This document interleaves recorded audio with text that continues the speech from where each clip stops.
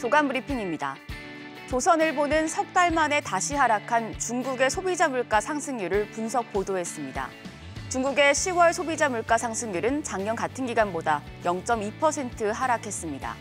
이는 시장 예상치를 밑도는 것으로 중국의 물가는 3개월 만에 다시 하락으로 전환됐습니다. 중국 중산층 자산의 70%가 주택에 묶여있는 상황에서 집값 하락이 소비 심리를 냉각시키고 있습니다.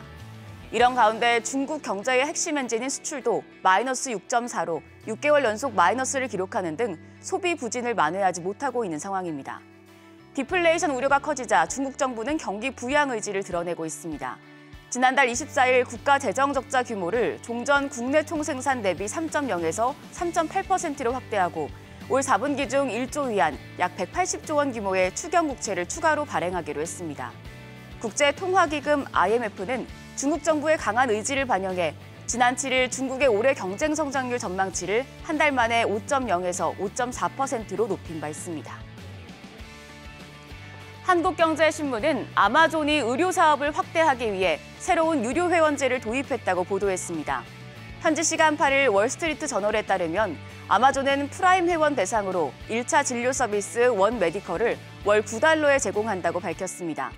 현재 아마존의 프라임 회원은 세계적으로 약 2억 명으로 CNBC는 충성도 높은 프라임 고객 대상으로 의료 서비스를 확장하려는 전략이라고 분석했습니다.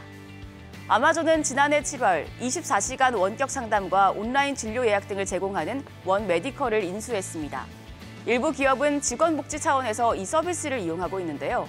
다만 월스트리트 저널은 일부 고용주가 근로자를 위해 원 메디컬 회비를 지급하고 있지만 얼마나 많은 프라임 회원이 이 회원제의 매력을 느낄지는 불확실하다고 지적했습니다.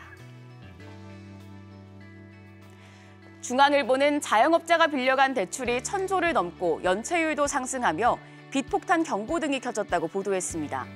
한국은행과 양경숙 더불어민주당 의원실에 따르면 지난 2분기 기준 자영업자 대출 잔액은 1,043조 2천억 원으로 집계됐습니다.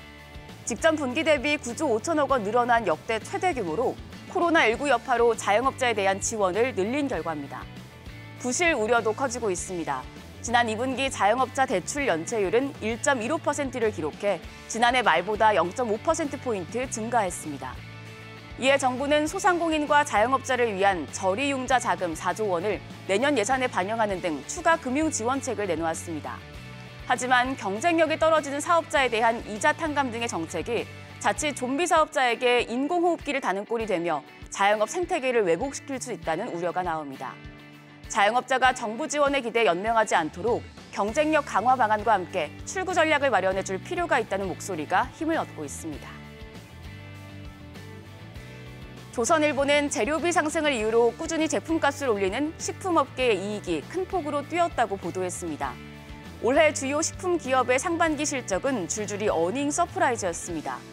농심의 올 상반기 영업이익은 지난해 상반기보다 204.5% 증가했고 빙그레가 같은 기간 160.3%, 혜태제과 75.5%, 풀무원 33.2%, 동원 F&B 29.7% 등 20%가 넘는 영업이익 증가율을 기록했습니다.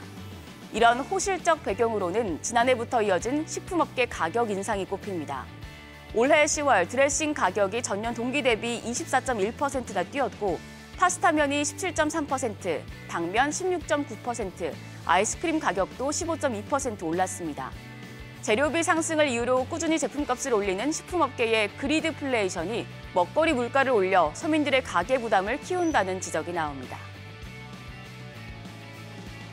마지막으로 한국경제신문은 내수 심리는 부진한데 일본 여행객이 급증해 국내 소비 회복에 큰 부담이 되고 있다고 보도했습니다. 일본 관광청에 따르면 올 1에서 3분기 일본을 찾은 한국인 관광객은 489만 4,806명에 달했습니다. 이는 이 기간 전체 외국인 관광객의 28.1%에 달하는 수치입니다. 올 상반기 국내 거주자의 국외 소비 지출은 12조 3,560억 원으로 작년 상반기보다 85.5% 이상 급증했는데 이 가운데 상당 금액은 일본에서 사용됐을 것으로 추정됩니다. N저로 일본 여행 경비가 부담이 줄어든 가운데 물가 급등으로 국내 여행에 대한 경비 부담은 커지자 굳이 한국에 머무를 필요가 없다는 게 MZ세대의 대체적인 인식인데요. 국내 여행 인프라 개선 등을 통해 해외로 나가는 관광객의 발길을 붙잡지 못하면 소비 회복에 큰 걸림돌이 될 것이라는 게 전문가들의 지적입니다. 지금까지 조간 브리핑이었습니다.